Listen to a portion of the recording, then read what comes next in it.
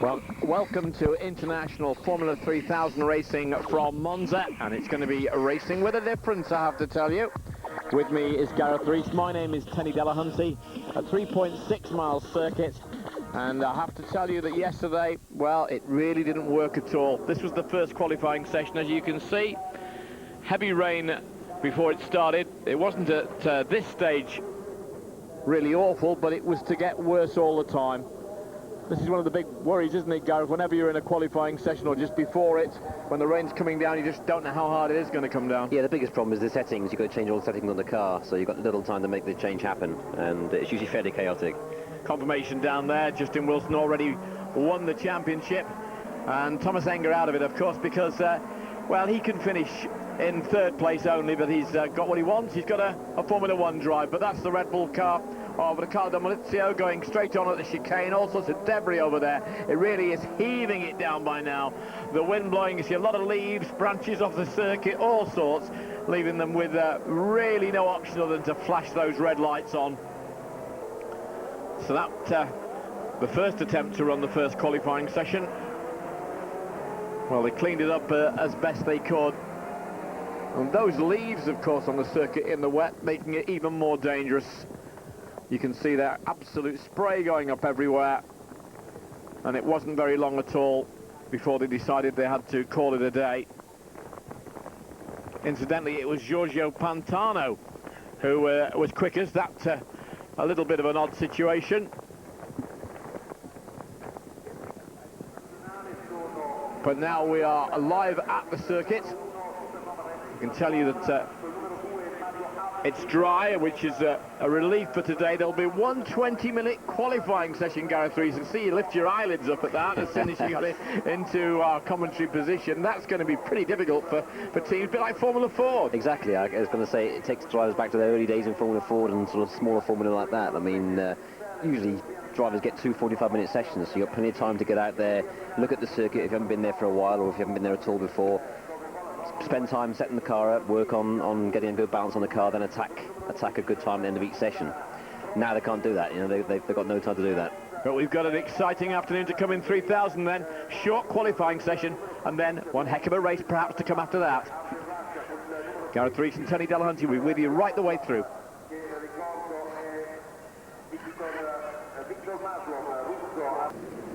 Well, the scene you see there already for the one and only effective qualifying session, one we're told is going to be 20 minutes long. The qualifying times, what little there were in the 6 minutes they ran for, and that was with 2 interruptions of yesterday, don't count at all. This has all got to happen in 20 minutes, and a whole new mindset, because then half an hour after that they've got the race. Yeah, that's a difficult thing, you know. You've got to go out and really lay it on the line and get a good qualifying time in, and naturally if you're pushing hard for a good qualifying time, there's always the chance you might have an accident, which you cannot afford to do today. If you have an accident today in qualifying, that's it, your race weekend is over. So you've got to push, but you've got to keep it on the grey stuff as well. Justin Wilson already has the championship. He must be looking across the paddock a little bit though, and seeing Thomas Enge, who's just been out in Formula 1 qualifying, and saying, you know, okay, I've got some test drives to come. What have I got to do to get into a Formula 1 car? Yeah, it's funny, isn't it? I mean, he has shown Enge the way virtually all year long, really. I mean, Enge's quick, but Justin has outpaced him all year, and yet Enge's the one who gets the F1 opportunity first, which doesn't quite add up to me. But Justin has got a 2-day test with Jordan next week, so I'm sure he's got one eye on that already. But he's also got a test, as I understand, with McLaren, but the seats are sorted out there. Yes, I mean, it's nice for him to get mileage. I think any mileage in any F1 car will be a benefit to him, you know. I talked to, incidentally, Jonathan Palmer yesterday. He was at Monza, and he said that it wouldn't so much be a travesty of justice, but it's becoming a little bit ludicrous that somebody who comes through the formulas, climbs up, wins so well in Formula 3000. If he doesn't get one, well, it doesn't seem fair at all. Yeah, I mean, that's something that I've said all year, and so has Martin Haven, who normally sits alongside me in the commentary booth here. You know, we both have said that it's madness that someone can show form like Justin has done consistently over the last few years, and this year reach a peak and absolutely blitz everybody, and yet still not have F1 teams clamouring for a signature. You know, it's wrong. Which is presumably why a reconvene meeting is taking place at Monza, with Bernie Eccleston talking to the Formula 3000 teams, wanting to re-establish them as clearly the route to go, because it's, you know, people are being picked out of lower formulas and leaping way above it. That's right, that's right. If he is serious about helping 3000 get back on track as the main formula to supply drivers to F1, then he has to make sure that at least the champion gets an F1 seat the following season, and if not, two or three others. That's how it used to be. The man who's going to finish up in second place now, in fairness to Tomáš Enge, he may well have finished up in second place if he'd done this race, is going to be Mark Webber. He's already got a test drive situation, but you know, that even can be a fair way from getting into the actual seat for a race. It can, although there is question marks over Jenson Button's future at Benetton, so there might be a space from there. He's also been linked with Minardi, apparently, Mark Webber. I think he might have some Australian money behind him, so that obviously will ease his path, but he's a good quick driver and he deserves a chance as well. Well, we're looking at the times as they come up in just a moment, but I think it also suffices that Jonathan Palmer made the point, well, we're not putting a bag of gold in one hand when we go to talk to Formula One teams as far as Justin is concerned. That, of course, is one of the problems. It's the problem. If Justin had, you know, $5 million, then there'd be teams fighting each other to get hold of him, so it's not right. Let's look at motivations in this. One of the cars goes straight on there. Wilson has won the championship. I mean, the Coca-Cola Nordic team going to the other driver, who incidentally also had a little bit of time in Audi Parma, in Parma Audi. The new Czechoslovak 18-year-old in just a moment or three. But as far as Wilson's concerned, he's got it done, he's got it dusted. The only thing he can go after is perhaps a maximum points tally, more than what Montoya got. Yes, I think that had to be his goal now. If he can do that, that would be quite a spectacular achievement. That would make him probably, you know, obviously the most successful 3000 driver of all time, which is pretty impressive on point scores anyway. Webber will finish second in the overall championship. Enge will finish third, but there is a little bit of a battle that can take place for fourth and fifth spot. Bas Leinders could maybe improve from sixth to fifth, but there is a chance between sort of a battle between the two Petrobras boys of Pizzonia and Riccardo Spadaffico for the fourth and fifth place. Yeah, I mean, really fourth and fifth doesn't count for a great deal. Both those guys are in their first year of 3000, so I think they'll be just looking to gather experience again this weekend. Both are going to do next year as well. Yeah, they are. They're okay. I mean, they'll obviously be looking to be favourites of the title next year, both those two. So I think just get experience this weekend of another new circuit. Monza, tell us a little of that. To be honest with you, Tony, I've never actually been there, would you believe? That's one of the few circuits I've never been to. Would you like me to tell you a little bit about it? Yeah, I'd like to hear. Should I fill you in? Yeah, it's one of my great regrets, actually, as a driver, with not going to Monza, because it's supposed to be a pretty special place. 3.5 miles of a circuit, and to be fair, quite a tough circuit as well. It's got a hard charge down to the first corner from the start, which is the Curva Grande, and they reach speeds of up to about just on 200 mile an hour going down there. A couple of chicanes, and one of the lovely chicanes coming up towards the Parabolica is the Variante Ascari, as we see at the moment, just going through. Well, some are going through. There's quite a few at the moment going straight on, but that's Pizzonia. And we're starting to get some times coming in now. He, at the moment, is fifth fastest. Yeah, the tyres now will be starting to come up to temperature. They've been out, done 2 laps, so they'll be at a good temperature now. And this is now when they're going to be on, they're going to go for a time attack. Yeah, well, 20 minutes, they haven't really got the time to come in and change anything too much, have you? That's the problem. I mean, they'll probably perhaps fit one pit stop in to make a few major changes to the car with the wings or whatever that they're not happy with. Nothing made like the spring because there's no time, but certainly wings and roll bars they can look at. Perhaps put a new set of tyres on and then go for it again. So I would imagine some of the runners will go in for a pit stop, but some might just stay out for the whole run because they're cold. They haven't seen the circuit other than for sort of 3 or 4 laps yesterday, and the soaking wet. So they will need to get themselves comfortable with the circuit before they can perhaps attack properly. Antônio Pizzonia there, 21 years of age. Would you believe his birthday last Tuesday, birthday that turned into a dreadful day for the world. A birthday he also shared, would you believe, with the 25th birthday of Tomáš Enge, who would have shared the same sort of thoughts as we all did on that day. Derek Hill, of course, will be one driver very much affected by that, son of Phil Hill, a former world champion. More on that perhaps a little bit later on, but we're looking at Antônio Pizzonia, undoubtedly a man with a great future, but it was his mate Riccardo Spadaffico, just slightly younger than he, who won in the last round. undoubtedly two very talented Brazilians, making, well, it's probably the only choice at the moment to stay in 3000 at the moment, although, you know, Brazilian petrol money behind them. Yeah, exactly. I mean, if there's a drive there and it's a competitive one, and it doesn't require you to go finding sponsorship, then you don't look a gift horse in the mouth. Yeah, I'm sure the Brazilians would perhaps look at into America as well, but at the moment this is a good best option for them, I think, to stay in 3000 and have a title attack next year. But Tocatello, at the moment, the fastest. Pantano, the second quickest. Pantano, of course, was the quickest in the aborted session. It's, at the moment, one or two perhaps little surprises. Yeah, it's very early sort of in the session just yet. I wouldn't think it'll settle down for another sort of 5-6 minutes. You'll start to see the normal front runners work towards the front, except Justin Wilson, who normally leaves it very late, I think. He's not going to be able to leave it very late then. The latest he could leave it was 80. Oh, no, I'll take that back. Oh, look. Murray Walker is in there. Yes, okay, fair enough. Murray Rees on the side of me there.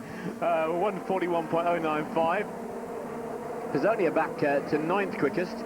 Roberto Fontana, for all his experience, only 12th. But Sébastien Bourdais, a winner this season, 10th quickest. Justin Wilson, of course, winner of 3 races this season. Antônio Pizzonia, the winner of 1.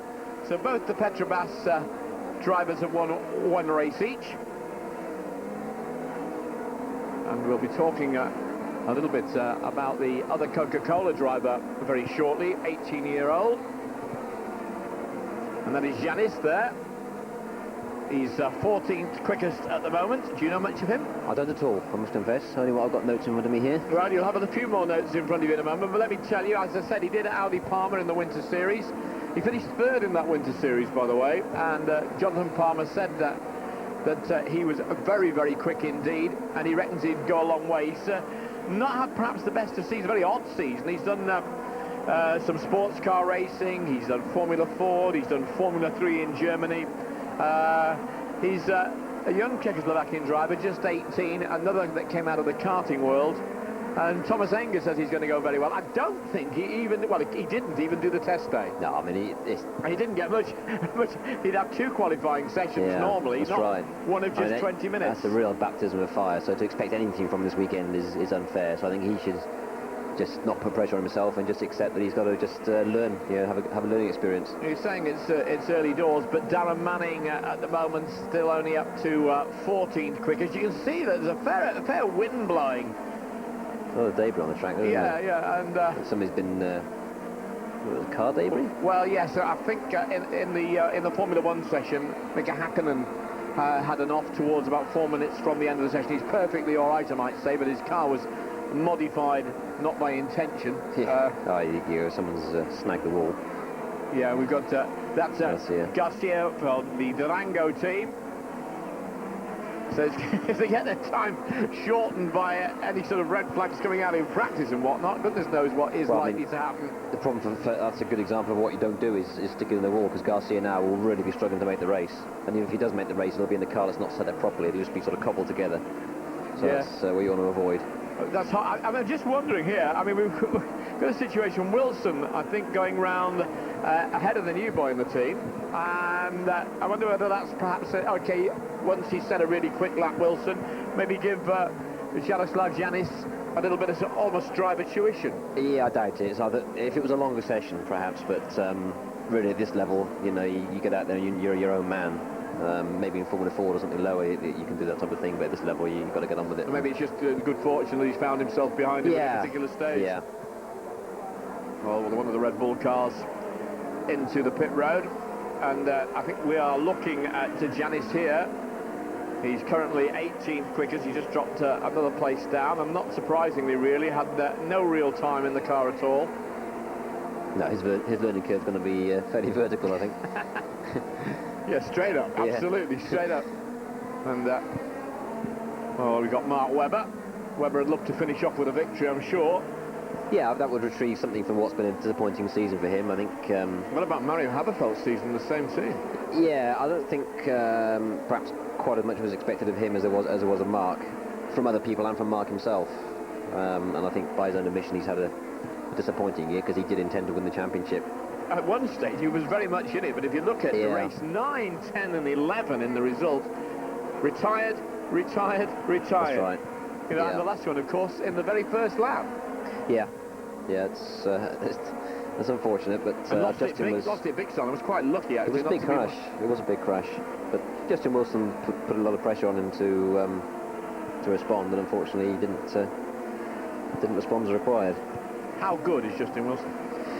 On the evidence of this year, very, very good. I mean, I've never actually raced against him man to man, so I couldn't give you a sort of first-hand experience, but from what I've seen, he does appear to be very good, and then unfortunately 3 years in Formula 3000, in some industries they would argue served your apprenticeship you're now in. Yeah, I think he's certainly going to go into Formula 1, there's no doubt about that. Webber's quicker than Wilson at the moment, though. There's 0.1674 between them. I think Friesacher up there as well. Manning has climbed up to 10th quickest.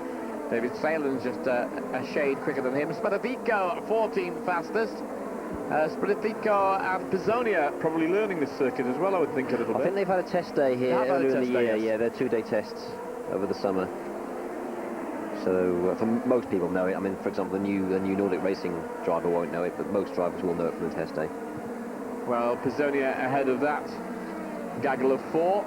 There's the 2 Supernova cars. And Mark Webber, who's currently the quickest. Mario Haberfeld right behind him. At the moment, it's Webber in provisional pole.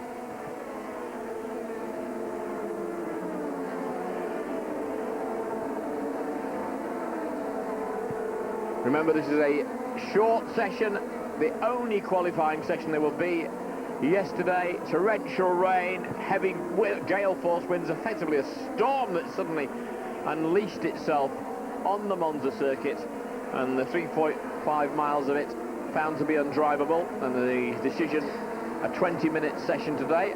It's being watched by Gareth Rees alongside me, and I think 1 or 2 team managers will be biting their nails a little bit and hoping that people bring the cars home in one piece, with only about half an hour between the end of qualifying and the race. Yeah, as I said before, that's very important. You know, what a wonderful thing it would be for Formula 1, that, wouldn't it? You got half an hour between the one sort them out, wouldn't it? Yeah, that would really sort it. Yeah. Whoops. And that's trying very hard indeed to go even quicker with Webber. And Haberfeld, right behind him, is moved up to 9th quickest, but he's moved up to be that close behind him because of the excursion there onto the soil. It may well be these two are running close together so they can try and tow each other around, because it's obviously Monza has very long straights like Hockenheim does, and straight line speed is all important. If you can get in someone's slipstream, you can actually reduce your lap times quite significantly and haul yourself up towards the front of the grid, whereas if you were on your own, you'd be sort of running midfield times. We'll be looking with interest to see where Darren Manning finishes up on the grid. He was doing ever so well in the last race, and unfortunately went over the corner in a chicane, took off the front spoiler, end of race. He's had some rotten luck this year, actually. I think his championship position doesn't relate to his pace. You know, he's quicker than his championship position shows. Just needs a bit more luck. Well, I'm looking at the countdown on the clock at the moment, but we see that I think Friesacher, who was at one stage 3rd quickest with the Red Bull car, has moved back to 5th fastest. Driver there who always threatens to be around at the end of it all. He's a good driver. It's only his first year in 3000, and I think history shows that generally success comes in year 2 or even 3, as it has for Justin Wilson, Tomáš Enge, Mark Webber. Yeah, so to be on the pace like Friesacher has generally been this year is a good performance. See, David Saelens was up to 3rd quickest. Baz Leinders 4th fastest. There or thereabouts, man. A nearly man. Yep. A nearly man. He just doesn't seem to quite get there. He again is somebody I rate. He was always quick in Formula Ford and Formula Opel and Formula 3. Got to 3000, and like a lot of drivers, I know from first-hand experience, because I was one of them, just struggled, you know, because the cars are a bit different. But he has, I think, again, he's got more experience in the Formula, and he's now starting to make an impression. Well, Justin Wilson will be wanting to make an impression on that 1/10 of a second difference between him and Mark Webber. The Coca-Cola Nordic team said they've come here to enjoy themselves. They'd like to do well, but the pressure's off. They've won the team championship, they've won the drivers' championship, and as they look across the paddock, they can see one of their drivers in Formula 1. I mean, that's the way you build a team, isn't it? Yeah, I mean, I was reading in the paper coming over today on the aeroplane that Derek Mower, the team owner there, is in mixed emotions. They've had a fantastic year, you know, winning the driver's title, the team title, getting a driver into Formula 1, getting another one into a few F1 tests. On the other hand, it's coming to an end. This is the last day of it, and I think they're right. They're right to make sure they sort of drink it all in and enjoy it as much as they can, because as soon as the winter comes, it's all forgotten and it's back to square one again for next season. So just enjoy it while it's here. Pantano puts himself in provisional pole, so it's a little bit of time to go yet, but I mean, he's not usually up there, is he? Probably a bit of local knowledge. I mean, he's an Italian, isn't he? So it's probably a circuit he knows reasonably well from lower Formula. So it's probably playing into his hands. Plus, just different drivers respond to different situations. This is obviously a new situation for everybody, and a more pressure situation. And you'd expect the guy who knows the circuit perhaps the better, exactly. Particularly in a short session like this, where it's all been condensed. It plays into his hands, certainly, yeah. So you'd be in real trouble over there if you'd never been there before, wouldn't you? Now we've got you here. Gareth Rees, an ace in Formula 3000 himself. And we're at Monza. My name's Tony Delahunty. Let's recap, just in case you don't realise, this is one 20-minute qualifying session. Yesterday's session hit by a storm, first session. Only got 6 minutes, and that is after it had been stopped once. The second session, well, they'd have needed rowing boats to go out in it. So all condensed, and a half-hour gap before they have the Formula 3000 race. Make your tea pretty comfortable this afternoon, because you've got some excellent racing on British Eurosport. It's going to be interesting to see who takes the pole here. Pantano still has it at the moment. 1:40.225 his time. Pizzonia is now up to third, and Justin Wilson's back to fourth. Haberfeld fifth, and Saelens sixth.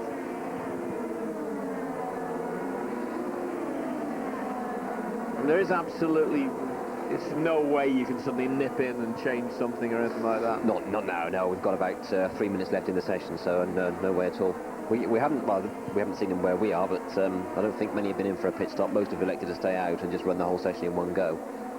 Webber 0.048 off, and Haberfeld, Spadaffico, Pizzonia, Wilson back in sixth quickest at the moment. And David Jones, Darren Manning has dropped from 9th to 10th fastest. So he's got a little bit to do as well. Bourdais, Stefan Bourdais, another winner in the 3000 this year, back 13th quickest. Janis has improved to 17th quickest. I think that young man may be proving that he learns quite quickly. Very good, yeah. He's ahead of people like Fontara and Goossens, who've got massive experience. So that's very impressive. So if he can move up further than that, when the race gets underway, will be very interesting indeed. I mean, Jonathan Palmer is delighted to see it. In fact, he was chuckling to me that, well, two Palmer and Audi drivers in the same team, of course, because Wilson came through, be it that Janis did it in the Winter Series, coming third, but he was only 17 years old at that stage, and he was regretting, as I think an awful lot of people do, that Palmer Audi is now just a club formula. They won't do it again. He said they won't put it on an even playing field because there's too many people don't want the even playing field. They can, if they can bring more and more money to the party, they do it that way. So they've got now a very successful and one that isn't going to cost a lot more club formula of, I think, about 14 rounds, about 7 venues next year. I imagine that will be well subscribed. Pantano, Webber, Haberfeld. Wilson got a little bit quicker, moved up to 5th quickest. Darren Manning just in the top 10. Won't get quite inside that top 10 yet. Janis still 17th. We're watching him with great interest. Young Czechoslovakian driver, 18 years of age. Started this year in German Formula Ford. He doesn't let much Moscow around him. He moved to German Formula 3 and did about 4 sports car races as well. And now he's in 3000. I don't know what he'll be in next week. The entire racing career in one season. Yeah. There's not a penny there. Formula 1 round left at 18. You never know. There's enough money there somewhere. Coca-Cola delighted. Coca-Cola backed him, of course, in Palmer Audi as well. Pantano, 2nd quickest.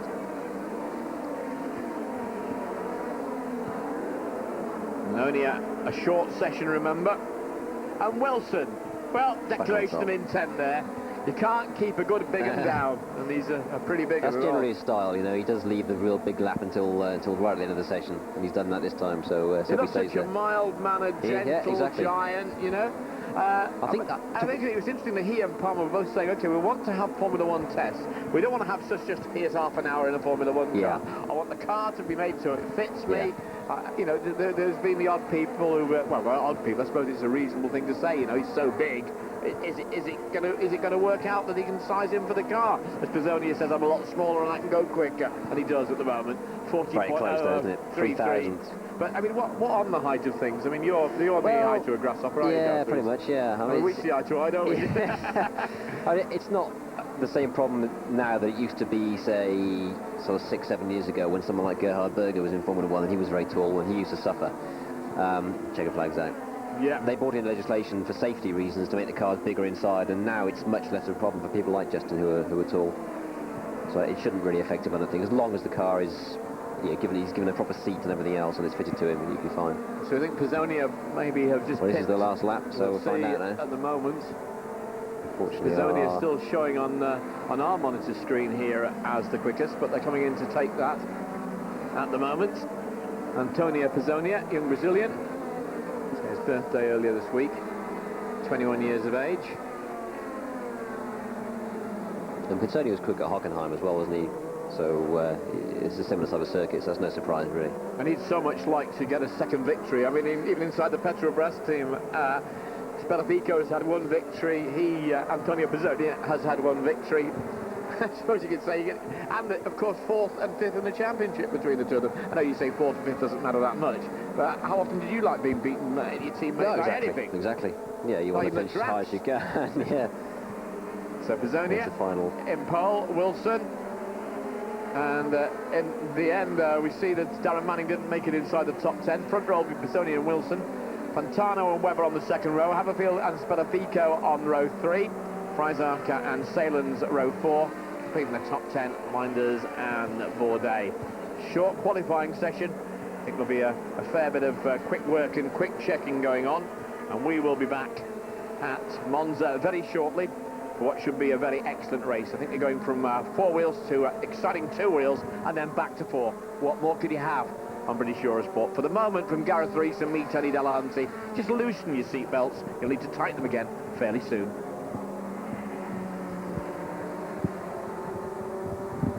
F3000 International Championship. Super competitive motor racing with the FIA F3000 International Championship.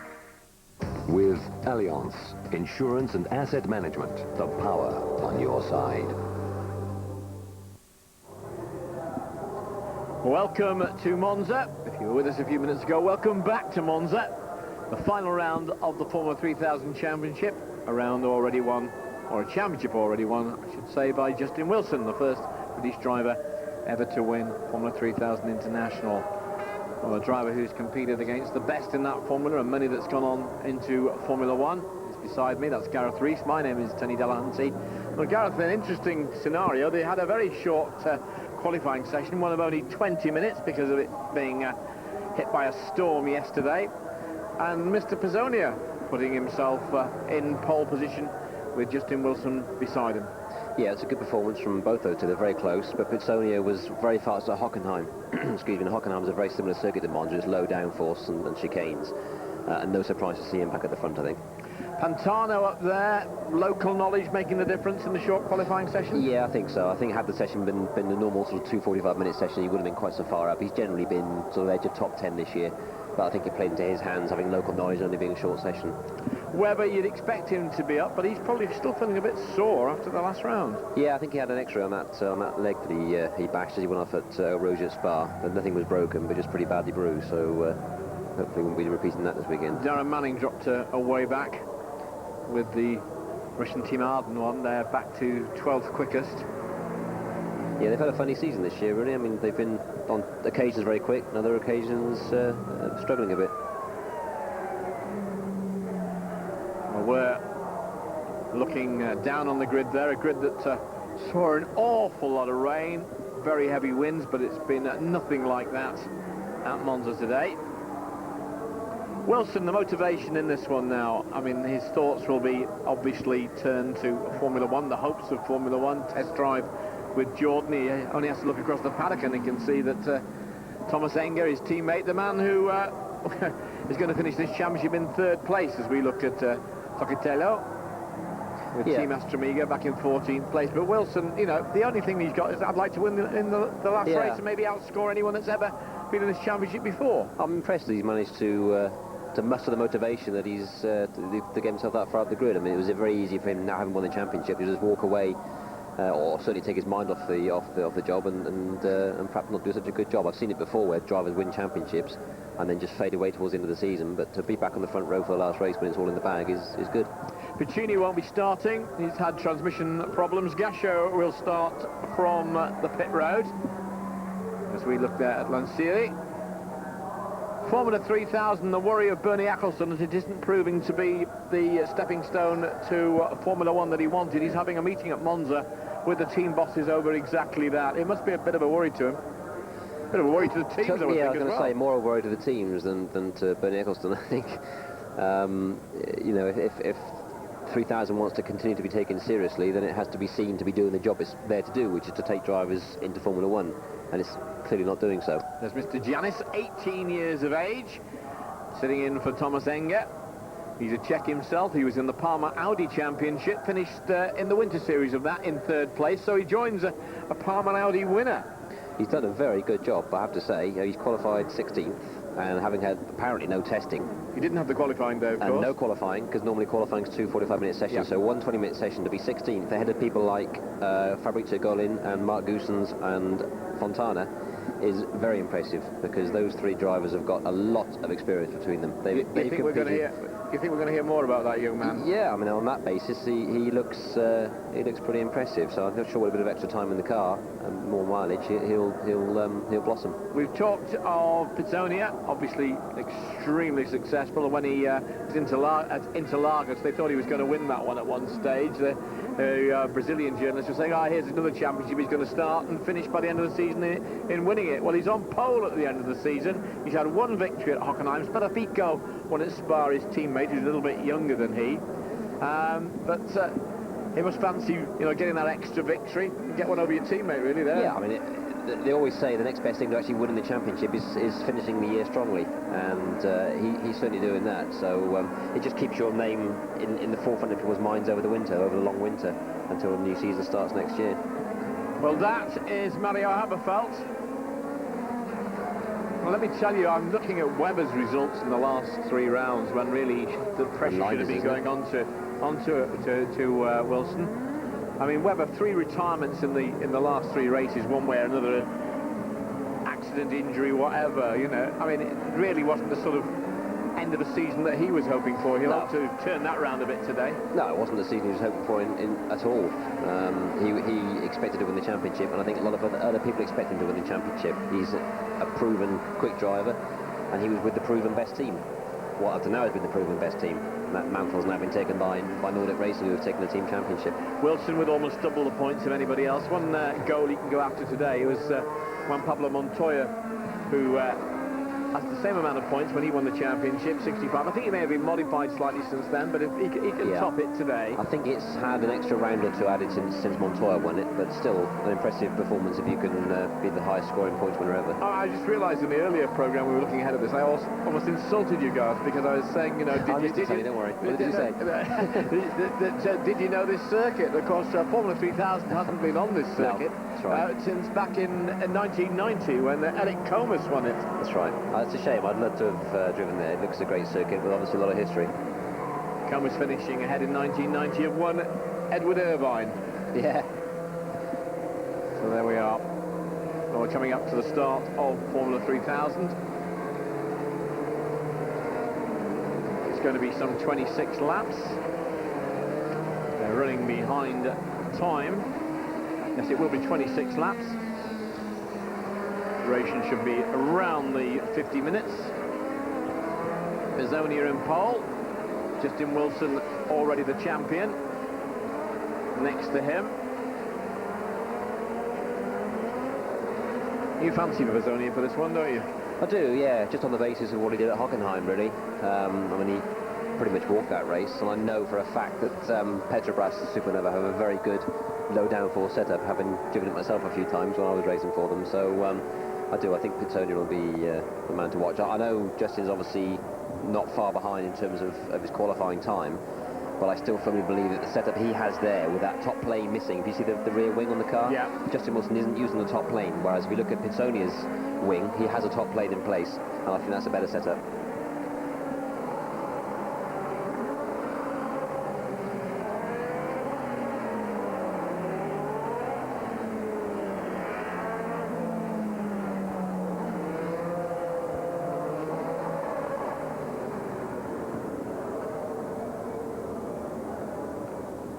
Darren Manning comes to the grid, and they in fact are all lining up.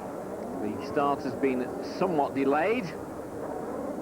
They only had 20 minutes, one qualifying session that actually counted, the first one that was rained off. And the man in pole position, the 21-year-old Brazilian, had his birthday this week. Antônio Pizzonia. Next to him, the man who is already king, the champion Justin Wilson, on the second row. Mark Webber and Pantano. Webber, the last 3 races, I wonder how hungry he is. He's got to be pretty hungry for a victory now, surely. Yeah, well, on the same basis as Pizzonia I said earlier on, you want to end the season on a high, and obviously winning is the best high you can get, so he'll want to go out with a win, so he'll be on a mission. Maybe we shouldn't in any way write off Giorgio Pantano on a circuit that he knows. No. And it'd be very interesting to see how the Czech youngster, the 18-year-old from back on row 16, Janis, goes along. He wants to just stay out of trouble and just gather experience, really. Lights on red, they're ready to go. On the right side of your screen, it's Pizzonia. It's an aborted start. They have aborted the start. I'm not sure of the reason behind that. I can't see any hand up. Can you see any hand up in the middle of that? No. Not perhaps from this angle. Some smoke and... It's just people turning engines on. This must be the most annoying thing for a driver. It's irritating. You get all pumped up, ready for the off, and all of a sudden it's delayed. I'll tell you on the third row of the grid, Spadavito and Haberfeld. So, quickest in pole, Pizzonia, then Wilson, then Pantano, then Webber, then Haberfeld, then Spadavito, Friesacher, Saelens.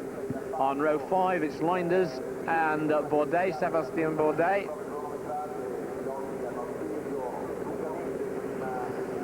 And we still have no clue about what actually is happening. And in there, I suppose you've got to stay just as focused as you possibly can. You have. I mean, usually by now there's the teams are on the grid and plugging batteries into cars and just getting ready for the restart. But it seems a bit odd that nothing's happening. Nothing appears to be happening at all. What about Spadafito, the winner in the last round? I mean, there's a motivation there to beat his teammate. There's motivation for back-to-back victories there as they all come back onto the grid. Yeah, I think he'll obviously, I mean, in any scenario, you want to beat your teammate. And I think next year, each of those two is going to be probably a championship contender. So it's now a good opportunity to score a point in the psychological war before next season starts, really, by beating your teammate. We talked of just how good Justin Wilson was in the last programme before we moved on to Bourdais. What excellent racing there's bound to be on those 2 wheels this weekend. But you were saying that you believe there could be no more proof that he's ready, available, and probably better than a number of drivers in Formula 1 already. Yeah, there's no doubt about that in my mind. He's more than ready. Each year in 3000, he's in his end of his 3rd year now, and he's shown each year that he's getting better and better. He's now reached a peak in 3000, and once you're at a peak in 3000, you are more than ready for F1, believe me. And I've said numerous times we're boring people to death, but I think it's a disgrace that he's not had more of a serious F1 opportunity. And thankfully Eddie Jordan has given him that. He's out for a 2-day test at Silverstone later next week, so hopefully he'll do a good job and put himself in the running for a Jordan seat next year, or if not a Jordan seat, then certainly someone else's seat. But he deserves to be there. Back on row 6, the other British driver in this race, Darren Manning. I mean, we're getting some facts coming through for the grid. To be another warm-up lap in 3 minutes. I'm afraid I can't tell you at the moment what the problem was, but nothing obvious, was there? No arms waving, or no? I could see anyway. Didn't see anything obvious. Well, there seemed like 1 or 2 cars moving around into position again on the grid, whether they just moved them out of the way or whether something had happened on the warm-up lap. Rusty on my rule book, but I don't know whether this constitutes a complete new start and whether both Leinders and Haberfeld, who stalled on the original warm-up lap, whether they can now take their positions. Well, they have actually taken their position, I think. But that. If they have, then well, one has, and I'm not sure who it was who just pulled into the back a second or three ago. But they will be going in 3 minutes more, and again, this is the build-up all the time, isn't it? You know, you've got to switch off from it, and you just have to sort of keep you calm and remove yourself from it all. Classic example where you sometimes see the guy in pole or on the front row creeping when the start comes because maybe they've lost that bit of concentration. It's all part of being a good racing driver, you know. It's just the control to remove yourself from all that stuff and just focus. Well, we'll take the opportunity to move a little nearer towards the race start. Remember, they've got, before that race start, to do a warm-up lap as well. But we'll certainly be back when it all gets underway. Gareth Reeves, my co-commentator. My name's Tenny Delahunty, and you get all the action, which will be starting right after these. The good news for Justin Wilson is that next week he will be testing for Jordan for 3 days at Silverstone. Well, we're waiting for a new warm-up lap, and a yellow flag being held out over Mario Haberfeld. And Webber stalled as well, by the look of it. Oh. Not a good day for Supernova. It certainly isn't. Now, what on earth is happening there? Well, we know they're underway again. They've got this one warm-up lap. If you've just joined us, this is for the second time. And Mark Webber, I mean, this last 4 races of the championship, the last 3, he's one way or another retired when he was certainly the only man who was really able to challenge Justin Wilson. And this one, it just looks like it being another unhappy day at the office for him. Yeah, he's not having the best run of luck as your results. And a super no. I mean, what's David Sears doing at the moment? Self-destructing? It's not repeatable, I should imagine. The radio will probably be alive with blue language, I think. Supernova team with both drivers appearing, at least at the moment, to be sidelined. So whatever happened, they'll start, if they do start, from the back. From the back, yeah.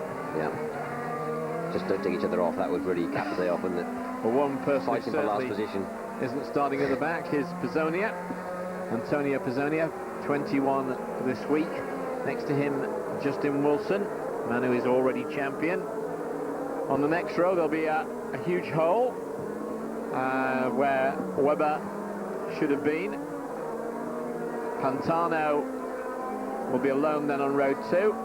Ricardo Speratico, Brazilian, just a few months younger than Pizzonia, 20 years of age, will be on row 3. Pizzonia and Speratico will be together with the Petrobras Formula 3000 team next year. Haberfeld would have been on the row with Speratico, now he won't. And Saelens and Friesacher, well, that row will be complete. Row 4, Bourdais, Leinders. Row 5, row 6, Manning gets to start. There's Andre Pecchini. He starts, I think, from the pit road. Transmission problems, so Manning will be alone.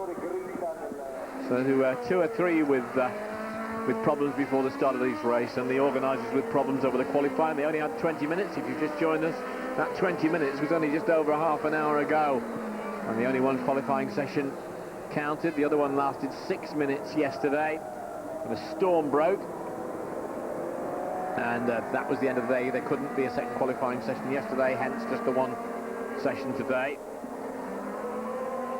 Warming up of the tyres, 3.5 miles of Monza. Monza very glad, I'm sure, to be back on the Formula 3000 calendar, having not been there since 1990. As far as International 3000 is concerned, that is. Yeah, the difficulty with Monza is like Hockenheim is the chicane, the first chicane. It tightens right up, and often people have come in together there. Well, they just line up first, almost line astern, then they'll move into position in just a second.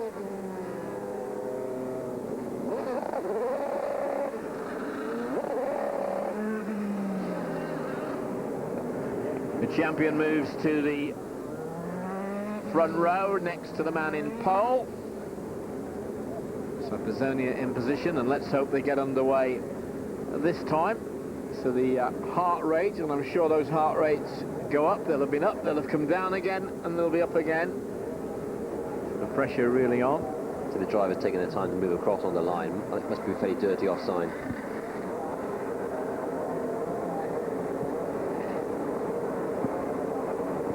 And I think Webber will be starting at the back. Was that the information coming through to us then? I heard Webber, yeah. I didn't hear the other Whether car mentioned, Haberfeld is going to go at all. Well, let's look to see their green flag there, letting them know that they can go to the red. And after that, you know what happens. So too, there's Pizzonia, so there's Justin Wilson. Oh, not again. Oh, and they've got another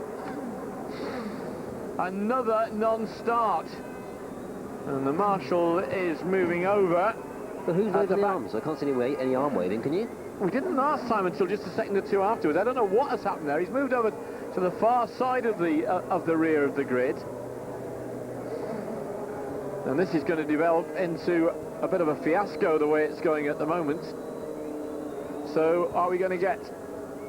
Well, I imagine that's exactly what we're going to get. They're going to come back onto the grid. Yeah, they have to. It'll be the same thing again. We'll go round again. Yeah.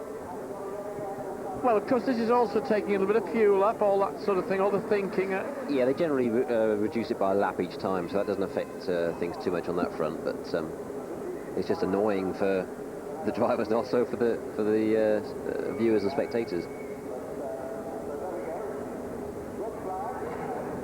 Well, we're waiting to find out, as you are, what is going to happen. Well, that is being held over the Durango car of Lancieri. Crowd cheering him.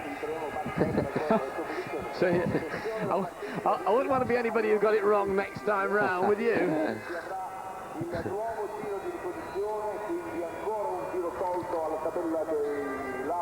Gabriele Lancieri, the Italian, 26 years of age. As we look at the man in pole position, and he must be extremely frustrated.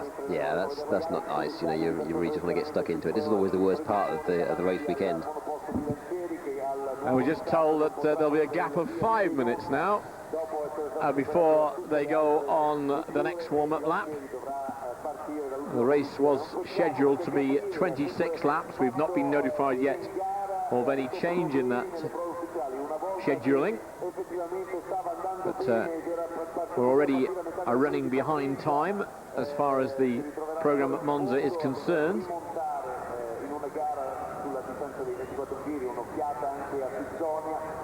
I know, Gareth, you were keeping your eye on the Formula One qualifying earlier. Was it Montoya, the man who didn't surprise you? Yeah, my ex-teammate is on pole again. I think he's due a win, isn't he? He's not had the best of luck either this year in terms of engines blowing up on him. So I think if everything stays together tomorrow for him and he gets a good start, then he'll be looking good for a win, I think. Pantano, fourth on the grid. Quick word, Gareth Rees, on Räikkönen moving in for Hakkinen. Yeah, it's interesting. I don't quite know how it's going to work out long term in terms of the 2003 season when Hakkinen wants to come back. And if Räikkönen and Coulthard are both doing a very good job, which is more than likely, then I don't really understand how Hakkinen's going to fit into the equation. So it should be interesting to see what happens. Is it possible he just doesn't want to say that? I think it's probably all over. He says not, doesn't he? He says he's not ready to give it up yet, but he is tired and needs a break. So I don't know. Well, tired, need a break. Well, these guys have had a couple of breaks so far. We'll be back for the race. We hope it'll start right after this one.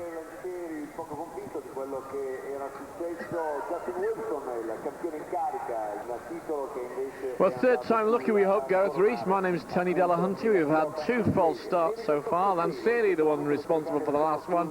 Mark Webber and Haberfeld with problems in the previous one. Worst possible thing that can happen as far as the drivers are concerned. And we could hear the whistling coming from the Italian crowd, couldn't we? Impatient for action. And David Saelens, and the driver with much ahead of him, doing a fair bit of sports car racing also. 24 cars should have been on the grid. We know that at least one starts from the pit road. We're not sure what's going to be happening with Haberfeld.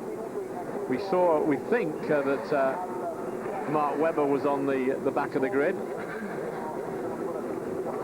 He's had appalling fortune in the last 3 races and would have been hoping for better in this one. who've just joined us. Well, you haven't actually missed very much at the moment, I have to say. But there's Friesacher, the Red Bull Junior team.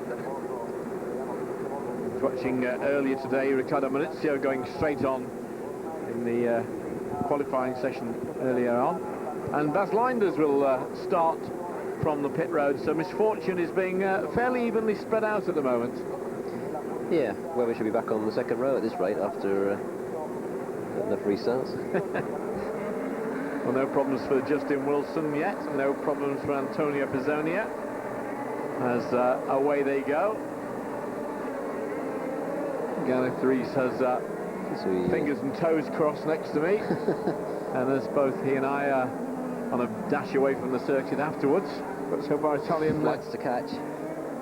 Italian taxi driver's got his fingers and toes crossed as well. The difficulty you got now, obviously, is with all these starts, is the wear and tear on the clutch. Because these racing clutches aren't designed to be wear and tear on the clutch, wear and tear on the nerves. Yeah. And wear and tear on the patience of the crowd as well. The Italians are perhaps none of those are terminal, but the clutch can be, you see, so any more of these and they could start having mechanical problems rearing their head as well. So if as you're going around now to form up on that grid, are you watching for anything in particular on your dials in front of you? No, I mean, it's not the sort of thing we show on the dials, you know, you just start to feel the clutch slipping or whatever, so it's one of those things you don't know is coming till it's there.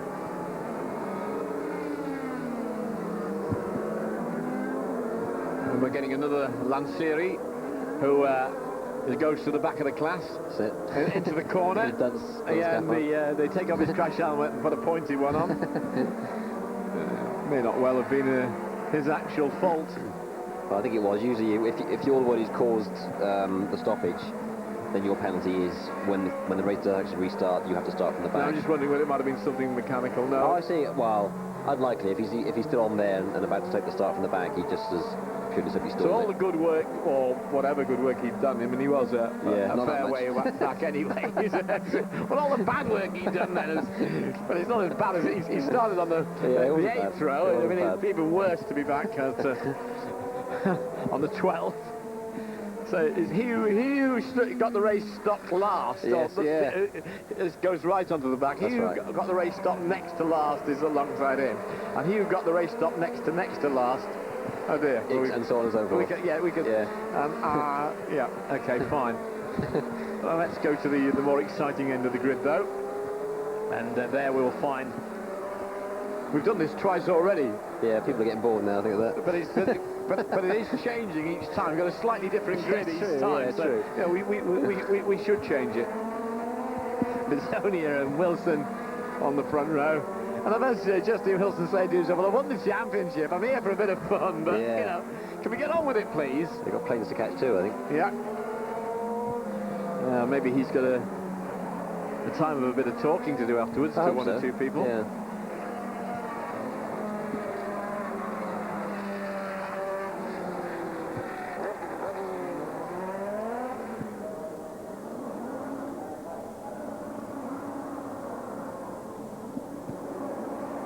So Webber will be way back.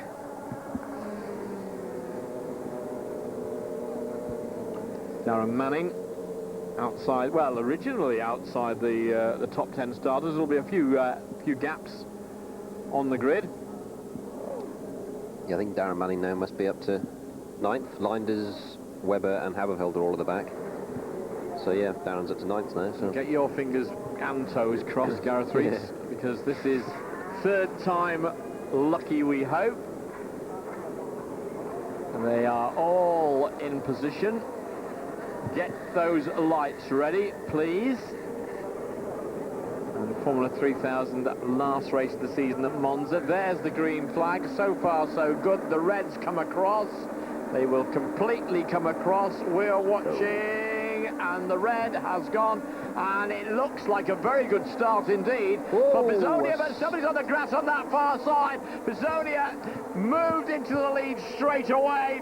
Justin Wilson has tucked in behind him, but I don't know whether he knew the car was down the inside. Oh, there we we've got 1, 2, 3 off in one go, into each other, one's bounded over there. That's the nose come off the car as well. Stopped in the middle of it all is 21, and that is the car there of Sébastien Bourdais that has gone. I think it was caused by Tocacello coming down the inside. Tocacello came down the inside as well, and it may well be we've lost 3 cars out of this race so far. I think the safety car came out at least for that. So the first few seconds of this race. Yeah, I mean, Pizzonia was bang out of order to put Pantano on the grass there. We've seen that more than once this year where Pizzonia has defended a position stupidly. Well, Friesacher from the Red Bull Junior team being shown there as well. Darren Manning, I think that that is the end of Darren Manning's race as well. So all sorts happening, yellow flags through the corner there.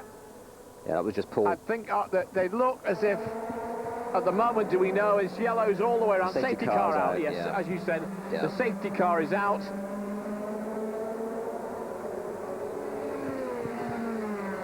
And it is certainly turning into quite an eventful race. He's the guy who caused the incident at the first chicane there by taking 22-year-old Italian driver, Enrique Tocacello.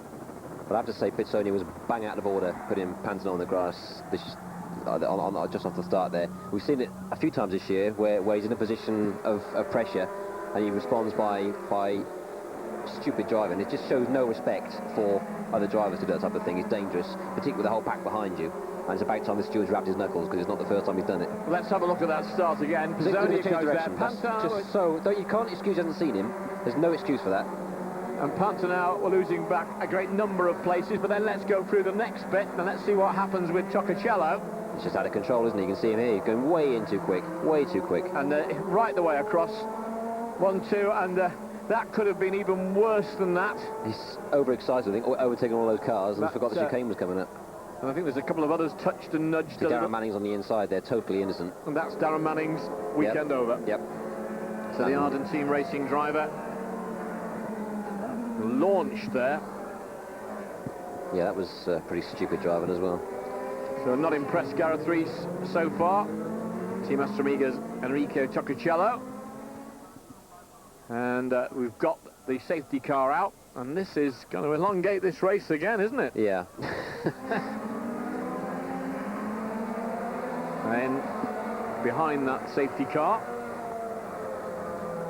Pizzonia from Wilson. And quite a bit of debris to sort out. Benefico in 4th place. So we had 23 cars at the start. 3 at least have lost 3 or 4, haven't we? Yeah. And 20 remaining. So maybe the last race of the season, but it looks like it might well turn out to be the longest race of the season. Yeah. Another replay. Coming right the way over, there was absolutely nothing that the others could do about that. So was it Friesacher as well he took out? Yeah, 17. Yeah. Patrick Friesacher, who was, you know, nicely up in grid position. And I think that he will not be much loved. Will Tocacello? No, I'm sure there'll be a few drivers on a word afterwards. And they've got a fair bit to get out of the way. And of course the laps run down while this is happening as well, but they run down slowly.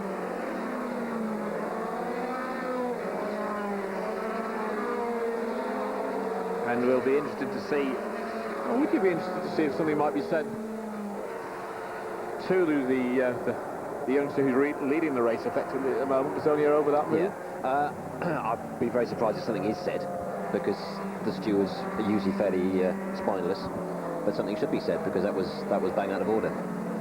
Yes, it's one thing, you know, every driver does it where you subtly move across and squeeze someone out, but to do that was just poor. Well, Webber, last 4 results, out. I'm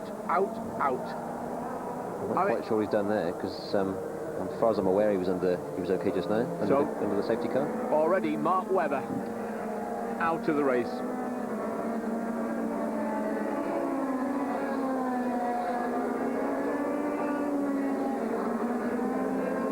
So 22 laps remain of 26. and 4 of them have been under the yellow flag. In fact, I think no, it'll be 2 that's been under yellow flag and 2 that they've taken away. Yeah, green taken on away laps. From the fact we took 3 goes to start the race. Yeah. And when we did get it underway, they didn't do that well either, did they? No, it's not been a spectacular success, but I'd like to see what Webber did, because I'm pretty sure he was running okay under the safety car, so whether sometimes you get a sort of effect like on the motorway where suddenly everything backs up, and if you're not paying full attention, you hit the car in front of you. Ricardo Spadaffico. The weather here massively different from yesterday. It's almost as if this Formula 3000 race has been fated before the start. We got storms yesterday. They only got 6 minutes in the first qualifying session. The second one never even got started. They had to have only 20 minutes qualifying today. They did that. They got on the grid. They've had 3 goes at starting it. The third one was at least successful. They got away. But by the first corner, it needed a safety car because 3 drivers were eliminated in that excursion. And we know also that the man in second place in the championship, I mean, he'll win that second place by nature of the number of wins over Tomáš Enge. He'll have the same amount of points, but he'll get it on number of victories, 3 to Tomáš Enge's 2. Enge, of course, as everybody will know, is driving for the Prost Formula 1 team. So effectively, apart from the charge for the first corner, we're virtually a fifth of the way through the motor race with no race at all. And still the safety car out ahead of Antônio Pizzonia.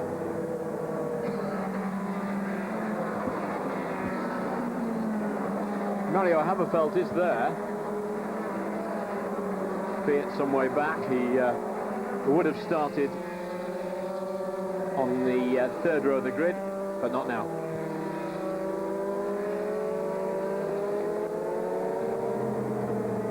So another lap completed. It's 21 laps of the 26 remain.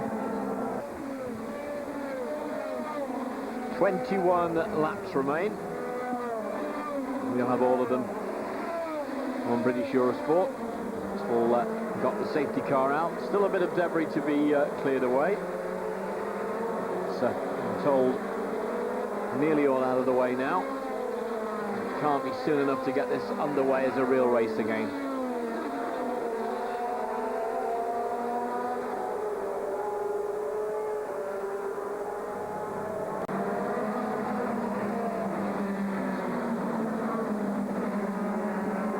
So any time now, we hope to see that car peeling off.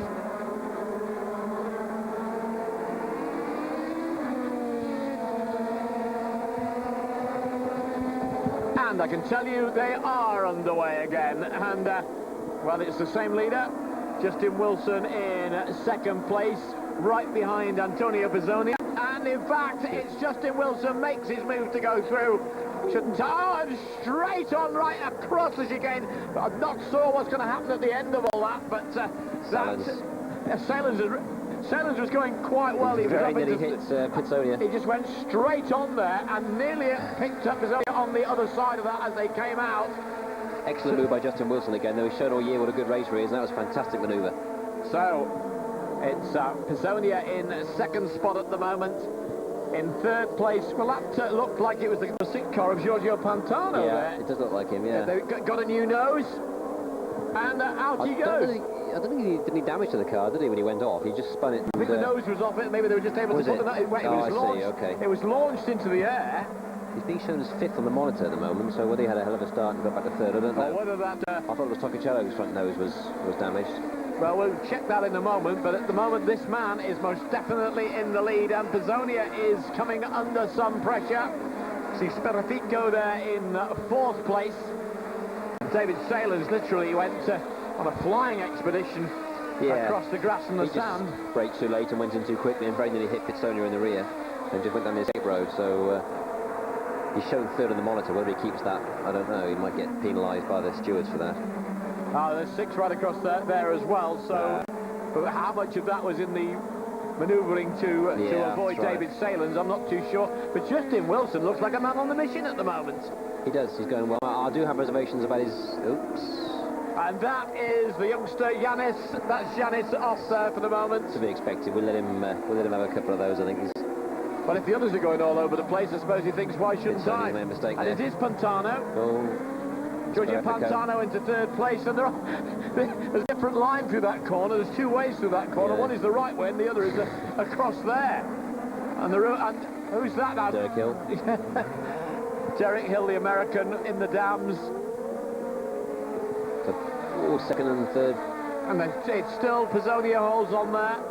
Pantano in third place, and of course Pantano, a man with perhaps Pizzonia a little bit on his mind at the moment. Yeah, he's probably got the bit between his teeth, I would say. He might have a bit of red mist there. Yeah, Spadaffico behind those two. All this plays into Wilson's hands. He's pulling away quite nicely. Wilson, yeah, because while Pizzonia is holding up Pantano, Wilson's able just to try and drive away. Yeah, I do have reservations on his setup. I think his setup might be quick early on, Justin Wilson's, but that lack of rear downforce is good in a straight line, but once we're into the race, I think that you'll see his car start to slide around slightly more than the others, and I think that'll create overheating tyres, as handling will deteriorate. So he's quick now. Remains to be seen whether he'll be able to sustain that through the race. It's interesting, this little battle for second place, as you said before. Pantano clearly forced onto the grass earlier on. The man who forced him onto the grass, we're having another look at Yanis going off. The man who has replaced Thomas Enge, and that's the spin round there for Derek Hill, the American driver. He's able to continue, but Pantana and Pizzonia know they nearly came together.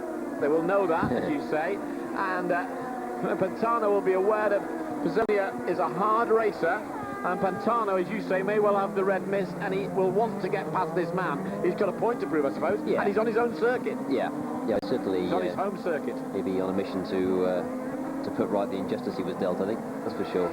I think we just missed somebody else going on the other route across the chicane there. But it's Wilson from Pizzonia, from Pantano. Spadaffico in fourth place. And of course the fourth place in the championship, if they stay positioned as they are at the moment, will go to Pizzonia, who's ahead of Spadaffico, both in the championship points and in the race as well. Sébastien Bourdais, somewhat uncharacteristically down in 13th place at the moment. Still, Justin Wilson leads. A little bit wide there, but then again, they all use that, going right to the end of the rumble strip. And Pantano might be right behind Pizzonia. We haven't really seen another effort to get past him. No, he had a good effort when Pizzonia made a mistake and ran wide about a lap ago, but Pizzonia fended that off, and he's staying in front at the moment. But Wilson staying in front of all of them. Justin Wilson, the man who is already champion, who has a Jordan Formula 1 test to come. He's also got a McLaren test, but as Gareth Rees, my co-commentator, says, any amount of seat time that he can get in Formula 1 cars at the moment is eminently valuable to him. Yeah, I mean, it's good of McLaren to give him a run. I'm sure there's ulterior motives, and if he does a very good job, they'll try and nab him as a test driver or something. But and then maybe put him out on loan to somebody else for the season. Possibly. Giving him a chance to break into Formula 1, because that's where Justin Wilson wants to go. 17 laps remaining as Pizzonia looking through that corner again where it all happened on the first lap, and three cars were eliminated there, one elsewhere. And if you're looking for Mark Webber, well, I'm afraid you have to look for him in the car park, the dead car park, because he went off on the very first lap. Had problems on the second of the starts of the three starts. At the start of the back, they went into the wall, and for the fourth time in succession, Mark Webber doesn't complete a race. He finishes second in the championship, though, because Thomas Enge, obviously now in Formula 1. Gap from Pantano to Spadaffico, just on a second. Spadaffico to David Saelens, a second as well. And Mario Haberfeld, who we thought had to start a fair way back. He did, yeah. Well, he's made up for that. He's come on again, because both Haberfeld and Mark Webber, both Supernova drivers, looked at start two, shall we call it, of the three start, looked like they may have been out of the race altogether. Yeah. I mean, it sometimes, not often, it sometimes goes that way, where there's a replay of just a slight lock-up. you can qualify at the back or be put to the back like Haberfeld was because of problems, and it just happens that the way things unfold in front of you, you suddenly end up making huge amounts of positions for apparently little effort. And I think obviously the incident at the first corner played into Haberfeld's hands. There's another instance of people going off the chicane. 16 remaining and starting to spread just a little bit. Would you say that it certainly looks in vision there, as if Pizzonia may be getting a little bit closer? Yes, he is getting, in fact, as you predicted, and in turn, perhaps that has come about because he's able now to concentrate on the chase. Yeah. Because it looks like Pantano is a little bit off the pace. He's dropping back Pantano. Yes. In fact, Pantano could be in the clutches of Friesacher very, very shortly. Yeah, well, as I said to you before, I know what a good low downfall setup Supernova and Petrobras have, having driven it myself for a couple of years. It's a very good setup, and I'm just not convinced of the way Justin's gone on his rear wing setup there. Because now you get the situation, if catching Justin Wilson is one thing, passing him is another. If Wilson holds up Pizzonia, Pantano can close up. 4th, 5th and 6th aren't that far apart, and then you could suddenly find yourself in a gaggle of 6 cars. Yeah, I mean, passing here is a possibility. With chicane at the end of the long straight, there is a place to pass, unlike most other circuits. But it does require your car to be good on the brakes. And again, I think Pizzonia with his setup should have the edge on Justin Wilson's setup. And you can see last couple of corners, Justin Wilson's got just slightly out of shape, and that's going to make that's a result of the setup, and it's going to make the rear tyres overheat just a little bit and make that problem worse. It'll start to get even more oversteer. Having a look, Pizzonia, if you were Pantano now, I think you'd be thinking, well, okay, Wilson, hold him up a little bit, I want to get back on his case. Yeah, it doesn't look too hopeful, I must admit. He seems to be dropping away slightly. The other advantage that Pizzonia has is he's the one in the slipstream. You know, Justin's making the hole in the air, and Pizzonia's benefiting from that. And Pantano is to a point, but he's just that much further back, and here comes Pizzonia now, I think. 15 laps remaining, and Pizzonia to have a look, but it's a look that he won't make them that way. He was looking to see perhaps try it out of this chicane at the moment. But at the moment, it's still Justin Wilson in command as they go out into the country again. Pantano not able to stay right on Pizzonia's case at the moment, but there's only 7/10 of a second in it. Friesacher 1.3 seconds behind, but it's still Justin Wilson making himself very wide indeed, and it looks like Pizzonia will have the opportunity to go through. I think he's got it. Yes, he has. Antônio Pizzonia through. Justin Wilson made a mistake there. He doesn't make that many. Pizzonia didn't need too much of an opportunity. Pantano now right up behind Justin Wilson. But can Justin Wilson come back? Friesacher in 4th place there. But it's the young Brazilian, Antônio Pizzonia, who won at Hockenheim, looking for his second victory here at Monza, and Pantano starting to have a look at Justin Wilson, and if Wilson wants to get after Pizzonia, he won't want his mirrors too full of Pantano at the moment.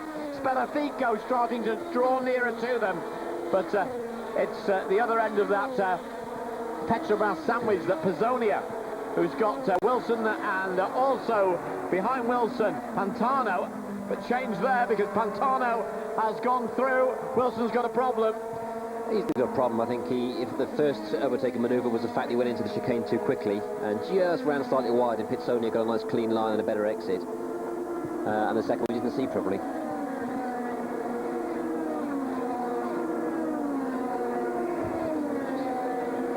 So Antônio Pizzonia, but it's the man who almost came together with him on the start, who's now chasing after him, Pantano.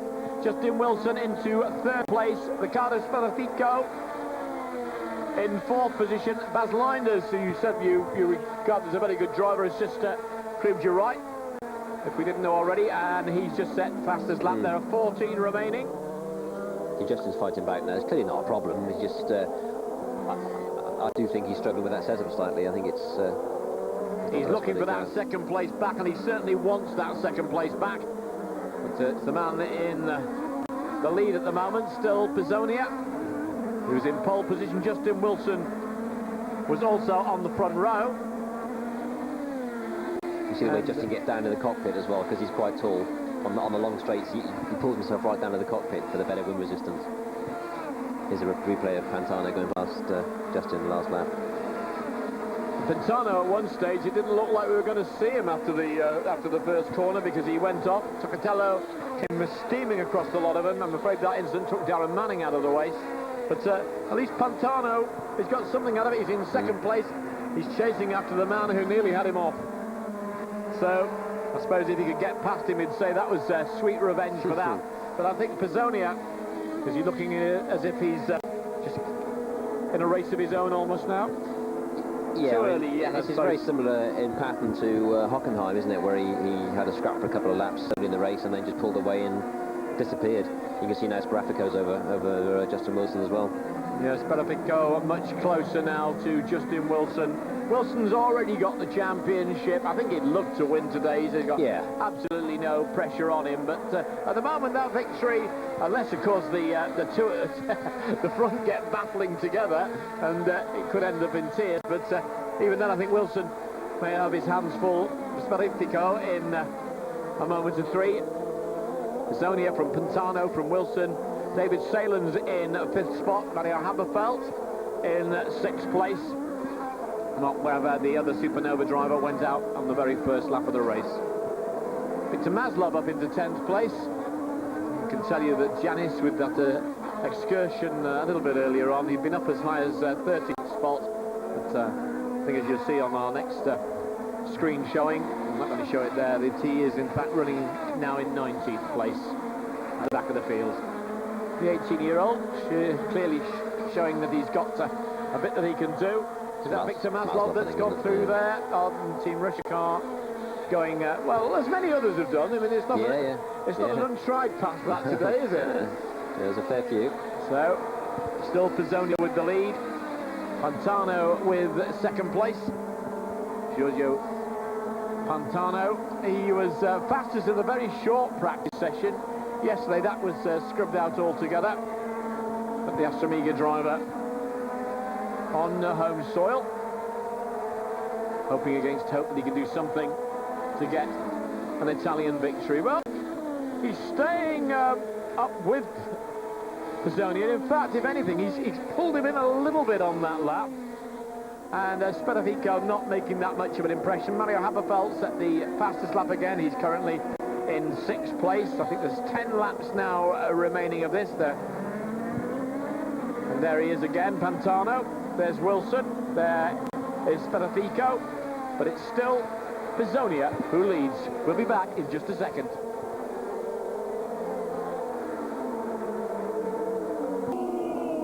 Well, still Antônio Pizzonia leads. There are in fact 11 it's showing on the screen. They've just gone on the start and finish straight, so they are now with exactly 11 laps to go. And another couple down that lane. I can't believe the standard of driving down there is obviously a slow corner with not much grip. So that was Mario Haberfeld that went through there. Fastest lap now, Pizzonia. There's something before that corner. There's a limit to where you can brake, and with the low downforce what they've got, that limit becomes even further back. So what are they doing? Well, no choice for the second car. No, to be fair, no. But even then, they probably would struggle to make it. I think more cars have been across there than have been around the proper route through the chicane. Gaz Reach is getting extremely annoyed here at the moment beside me. Antônio Pizzonia is not getting annoyed because the gap between him and the 3rd place Wilson has opened up a little bit. Pantano, well, Pantano a lap before was looking like he was getting on the case.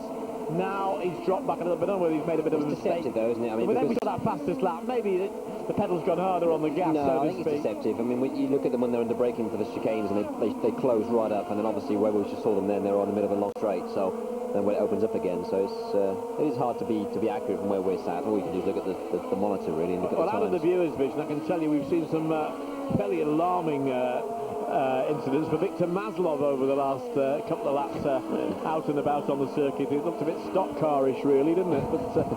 But Haberfeld also one that went straight on, but then again there's quite a number of them that have done exactly that. We've had 5 cars out of the race so far. I think Janis is still running, but he is right at the back. He was up as high as 13th, the 18-year-old Czechoslovakian from Parman Audi driver. And Leinders has just moved into 5th place. 10 laps remain here at Monza. We only had one qualifying session because of heavy rain, storm yesterday. We only had 20 minutes and only had half an hour in between to prepare. We had 3 attempts at the start. You may have... Oh, sound coming back in there. Thought we'd had problems with sound at the moment. They certainly had problems at the start. They had to have 3 attempts to eventually get it underway. And after all that, then we had a huge incident when Amico Tocciello went across. He connected amongst others with Darren Manning. He... with Patrick Friesacher, he went out, but obviously they were able... Well, it couldn't have been a new nose cone replaced. You're absolutely right. It was Friesacher who went out of the race, but somehow or other a continuous was able to be made, and Pantano was back on the case. That's interesting. Pantano is now in second place. Justin Wilson got into the lead, past Antônio Pizzonia, but Pizzonia got that back. And then we saw, after Justin made a mistake, we saw a change for second place. And that was Pantano that went through. So it's Victor Maslov, you see at the moment. The Russian Team Arden team. And Pizzonia has a stop-and-go penalty. Pizzonia has a stop-and-go penalty. Now, what do you reckon? You reckon that's the start?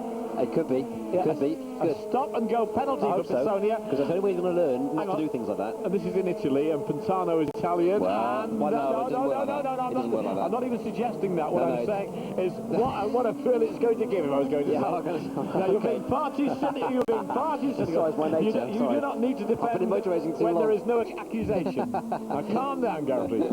But Pizzonia showing top. He won't for long. I wonder whether that's going to, when Pizzonia disappears, to go into the pit road. That's Matthias, who can then turn around and go up the road that everybody else seems to have been going up and down at that chicane through most of this race so far. Good. I'm pleased because assuming that's what it's for, then that's the only way he's going to learn is to have a race victory. He's going to win this race, no doubt, except he's not now because he's going to come in for his stop-go penalty. So it's the only way to learn, the only way you teach a driver a lesson that driving is unacceptable is to take him out of his winning position.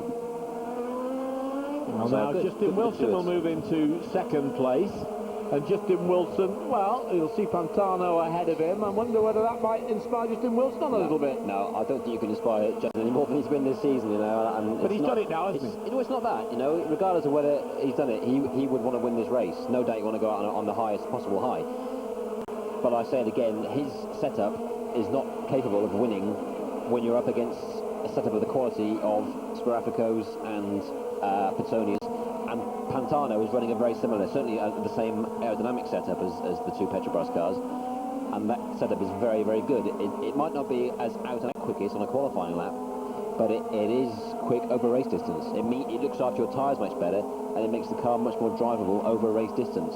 Justin's setup, which I've also tried, it does make the car quick for a very short period of time, but after that the car becomes very twitchy, and over race distance that's not what you want.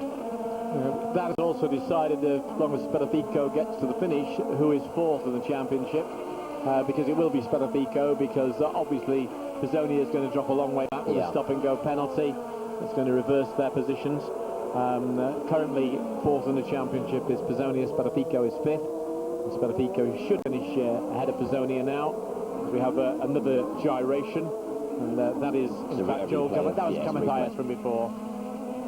But, Wilson now in the second spot, Sparaffico up there as well.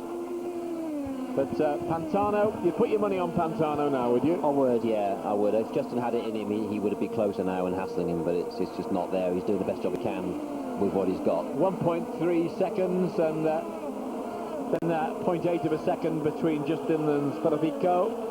Sparaffico's got a little bit more pace. That car set up better if he can get past Justin Wilson. Yeah, I think, and the fact he's got his tail up after winning the last race at Spa, so I'm surprised he's not actually hassling Justin more than he is, you know. He doesn't seem to have anything more in him either to attract Wilson, which I'm surprised about.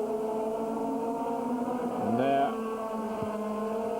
we see the car 25 going through of Bas Leinders, who'd moved up into fifth, now obviously into fourth place.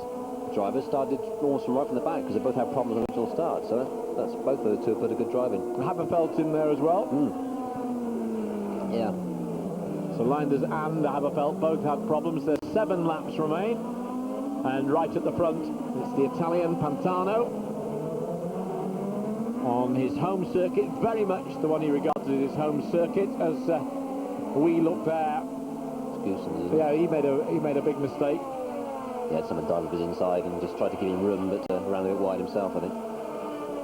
And that is Spadaffico behind Justin Wilson, and Pantano just extending the elastic a little bit, maybe.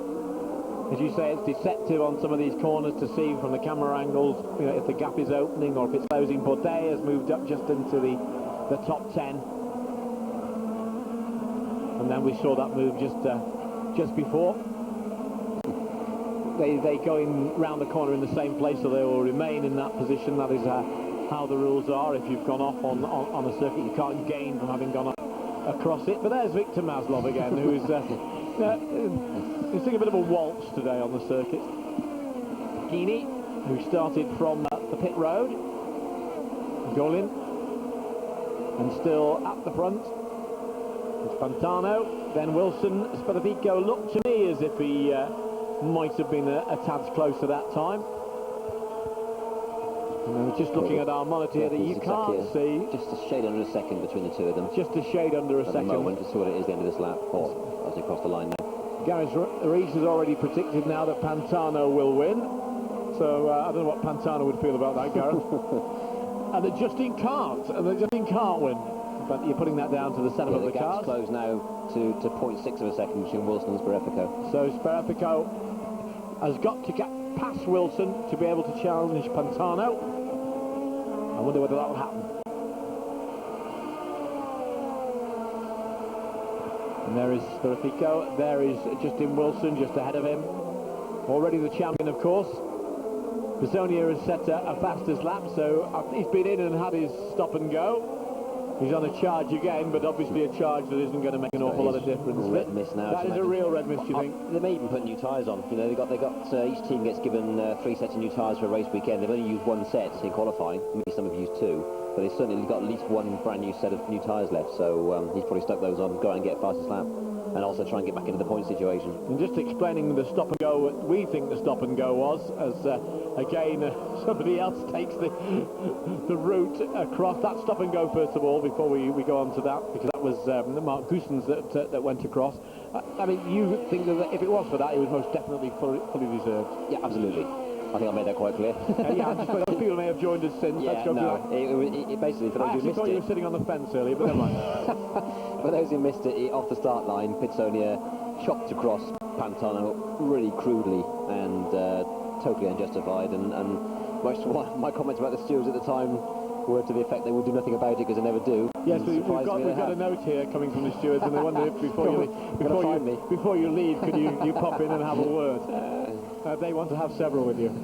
5 remain, and you can see now, perhaps it's with, you reckon that Wilson, the setup doesn't allow him to really get up to Pantano, but also he's going to be aware that Spadaffico is behind him. I suppose in a way Wilson could think, I'd like to win it, but, you know, let's finish off at least on about 6 second places if he does it here. That could be a record number of second places in 3,000. That's not much what you're remembered for, is it? It's not what you want to take away with you, is it? But he'll certainly have, if he finishes the race now in that position, the highest number of points. The last person that got up to 65, which is what Wilson's on at the moment, was Juan Pablo Montoya. 3,000 may have changed its shape slightly since then, but he just carries on, does Justin Wilson, completely convincing us, and I'm sure you, that the place for him is in Formula 1. And what to talk about from hero to zero, pole position, to lead, to lose the lead, to lead again, to get a 10-second stop-and-go penalty, and to be running last, Antônio Pizzonia. Not his day in the end, but deservedly so, says Gareth Rees.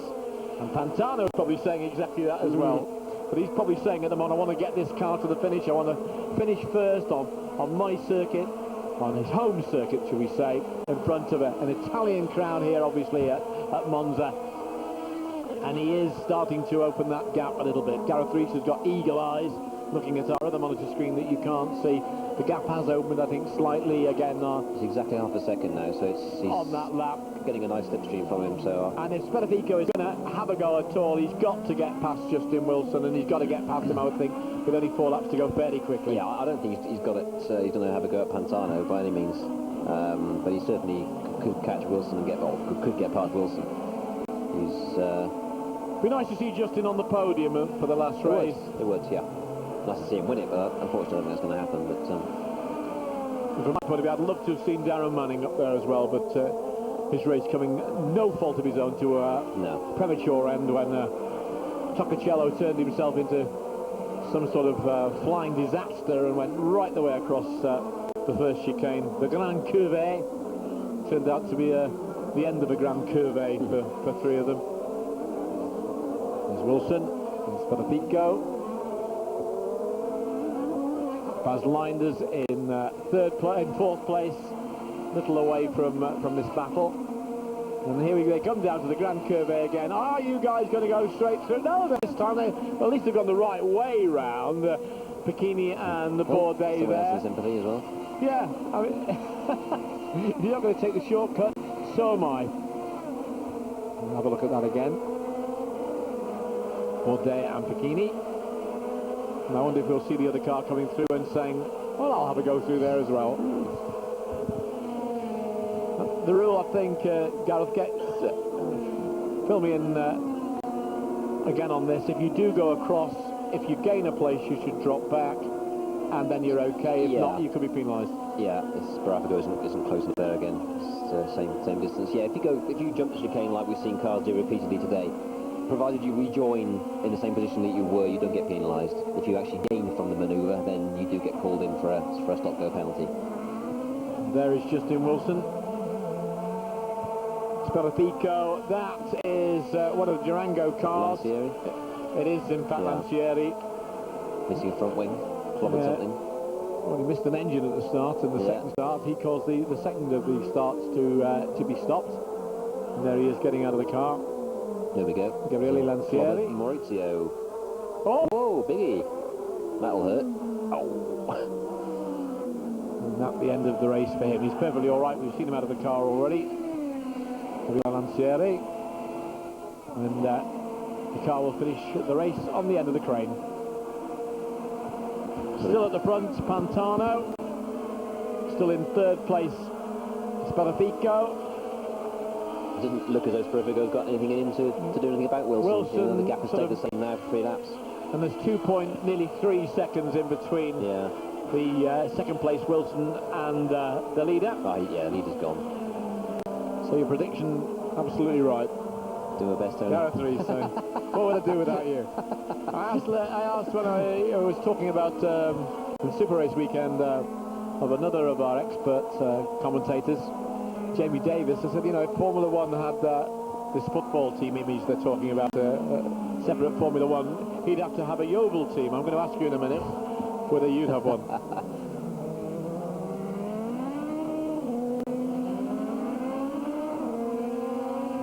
2 laps remaining. So what is the answer, Gareth Rees, to the question? I asked Jamie Davis, of course, when he was commentating, if he'd have Yeovil colours on the car, if it was football clubs backing, if he managed to make Formula One. Would it have to be a Welsh Dragon on yours? Well, yeah, with a name like Gareth Rees, I've got Cardiff City sympathies, I must say. And a season ticket as well. Well, still Pantano, then Wilson, then Spadaffico.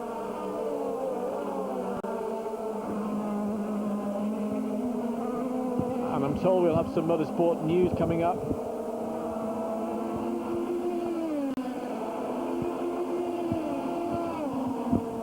Coming up on this race in just a moment. I think it's only coming into our headphones. There was news of a retirement in this race. But the front is where we'll concentrate our attention. And that's still Pantano. Wilson may have to defend for 2nd spot, but it's looking less and less likely now, and Spadaffico going to end his season on the podium and the early race leader, in case you went away for any reason, and if so, why, was Pizzonia, who got the stop-and-go penalty, and we think for the incident earlier on. Yeah, I can't think what else it would be for. There was no jump start obviously occurred, so I can only imagine it was for his manoeuvre on Pantano. 1 lap remains. Wilson His last in Formula 3000, I'm sure. Yeah. Yeah, regardless of what happens, whether he gets to F1 or not, it's his last lap in 3000. You'd never come back and do a series you've already won. And he certainly has won that. He'll take his tally over 70 points, the highest ever for a Formula 3000 champion. He's the first ever British winner of an international Formula 3000 series. He's going to finish, in all probability now, in second place. Pantano is going to get the victory. I think you're quietly a little bit pleased that Pantano's going to have that victory after the first lap incident. Pleased for him. I don't know the guy, so I'm not pleased for him specifically. I'm pleased that the stewards have taken action over what I thought was a stupid manoeuvre. There comes another one. And that it could have been the end of the other Durango car, Antônio Garcia. There's been a few in this race, hasn't there? There has, yeah. It's been one of those races, isn't it? One of those weekends. End of season stuff. Yeah, probably. End of term. End of term, yeah. But yeah, I'm just pleased that they took action, the correct action for a stupid manoeuvre that could have ended a lot more seriously. Confirmation of the order. Pantano, Wilson, Spadaffico, and Bas Leinders was up into 4th place. And this is Pantano winging his way towards the checkered flag, which he takes. An Italian wins in Monza. The Italian crowd will be delighted. Wilson finishes in 2nd. He'd already tucked away the championship. And in 3rd place, Riccardo Spadaffico. Nothing like winning a race on your own soil, though, is there? No, that's really special. And the fact it's the last race of the year means you go into winter really full of confidence, and we did name at the top of the list, apart from Justin Wilson's name, obviously. Wilson, we've already laboured the point, as you and I know Martin Haven have laboured throughout the season, that it's somebody who wins and goes so well in Formula 3000, it should be the automatic stepping stone into Formula 1, if talent counts at all in this game. Yeah, well, let's see what happens in this meeting between the teams and Bernie Eccleston. Is the Aston Martin looking well pleased? Well, they must have wondered after that first corner whether they were going to be anywhere near the podium at all. Spadaffico waving to the crowd, finishing in 3rd place. Not a bad season at all for the young Brazilian, and be it that Pizzonia did have that penalty, undoubtedly true that there's a massive talent there as well.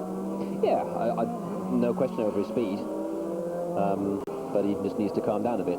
He's young, so somebody like David Sears needs to have a word in his ear and just say, no, you can't do that. Well, and the stewards have effectively done that, but someone who respects, like David Sears, have a word in his ear and say, no, you know, use your talent in an appropriate way, not in an irresponsible way.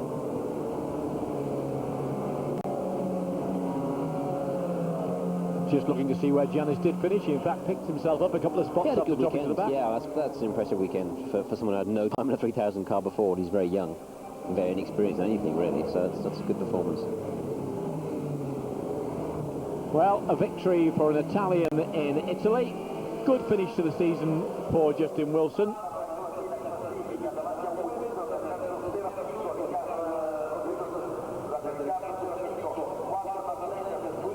And I think he'll have a pretty smiling face on him, will Justin?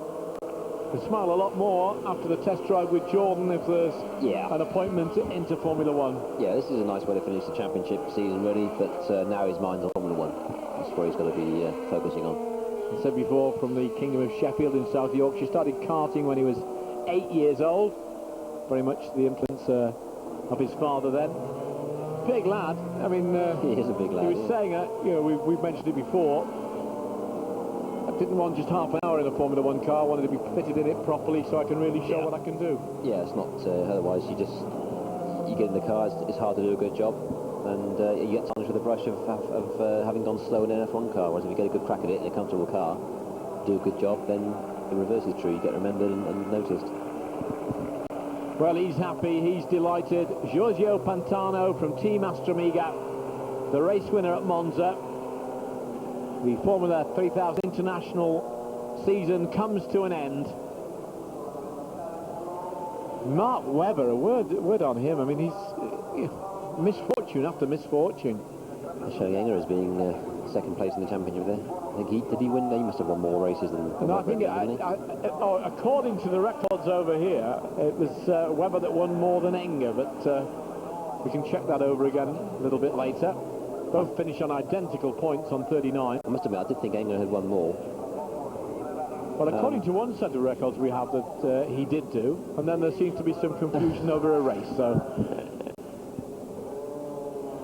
But either way, coming back to Webber again, the last 4 races, have you ever had a run like that? Oh yeah, every driver has a run like that. It's unfortunate for Mark that it's been at a crucial part of the season in a high-profile championship that he was expected to probably win. You know, everyone has a bad run. All sport win. You know, everyone has a bad run of form or a bad run of fortune, and he's right in the middle of his at the moment. And Pantano won't be thinking of that. Chance, I think this is the 3rd race start. This is the what, replay the 10 seconds. Yeah. And you were vehement at the time, and I noticed you're writing a little note of apology to the race stewards at the moment. Yeah, screwing away. Yeah. I was going to leave it here and go for the taxi now. Look at that incident on the first corner. And yes, Patrick Friesacher in deep trouble there as far as any chance of continuing the race. And then this was the new circuit almost. Yeah. That was developed through the bottom end of that, where we saw car after car after car going that way. That was Janis who just about managed to keep it going. We saw no end of spins. Well, it's really quite a short race because you know we lost several laps under the course car. Yeah, the problem is that the running such a low downforce, the cars are much more twitchy than normal. But the drivers have to adapt to that. You know, they're in 3000, they're not in Formula 4 anymore. They've got to be at a level where they adjust their driving accordingly. And too many didn't this afternoon.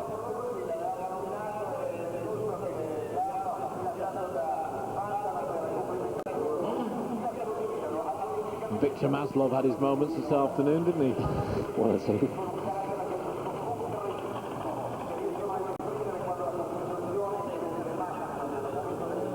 Fabrizio Golin, that's about the 5th time he went agricultural, 4th time he'd gone agricultural. Oh, and that was quite a heavy one. That was the end, although he got out of the car completely okay. Gabriel Lancieri. And that's his teammate, Antonio Garcia, running wide. And that's somebody who didn't run wide at all. The man who won it, Pantano. He showed that he intended to go well, even in the stormy session that only lasted 6 minutes yesterday, when the time had been taken into account. He was the fastest man there. A flourish from the Italian flag marshal at the end. Maybe an extra wave of 3 for Pantano. Yeah. You can see the glow of happiness, and why not?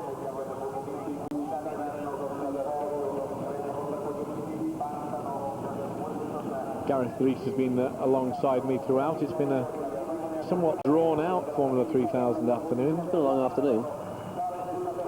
And there they are on the podium.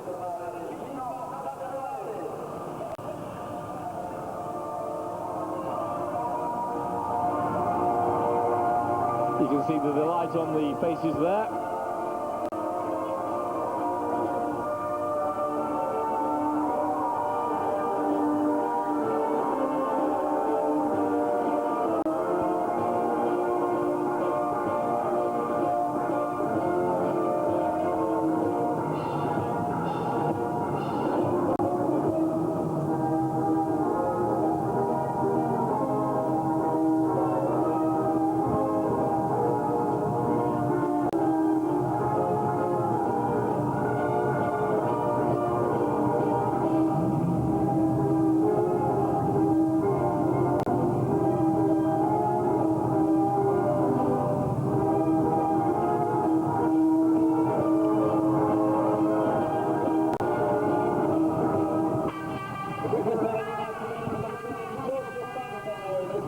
Forgive us for just a moment. We've been getting information passed on to us there, which we'll come to in a moment or 3. But we're looking at Justin Wilson just to the left there. He finished in 2nd place, but there's the winner, Giorgio Pantano.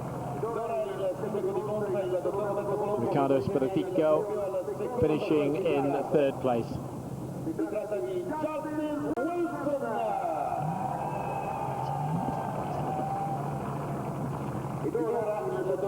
So Wilson ends his season as champion.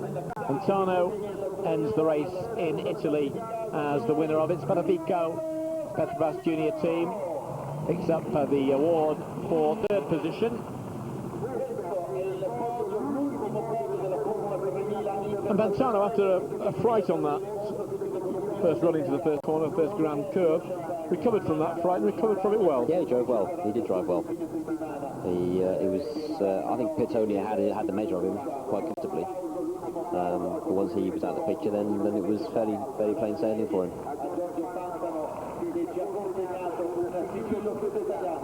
What is ahead of Justin Wilson? Let's hope that test, which I'm sure it will go very well with Jordan. He's already had a meeting with. He sat down with him, so I'm delighted.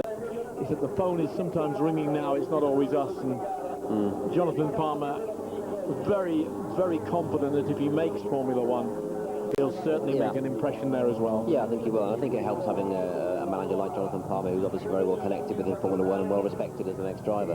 How envious are you? Very. No, I'm past that now, to be honest with you, but a year or two back maybe, yeah. So that's the end of the Formula 3000 international season, a season that, when you look back at it, claims a British victory for the first time in Formula 3000 International. Justin Wilson, who we hope goes on to Formula One. Today, it looked like it might be the young Brazilian, Pizzonia. He was in pole, he led the race twice, but then he got a 10-second penalty. Well, we'll say goodbye to Monza now. And well done to the man who won it, Giorgio Pantano. From me, Tony Delahunty and Gareth Rees. Bye-bye.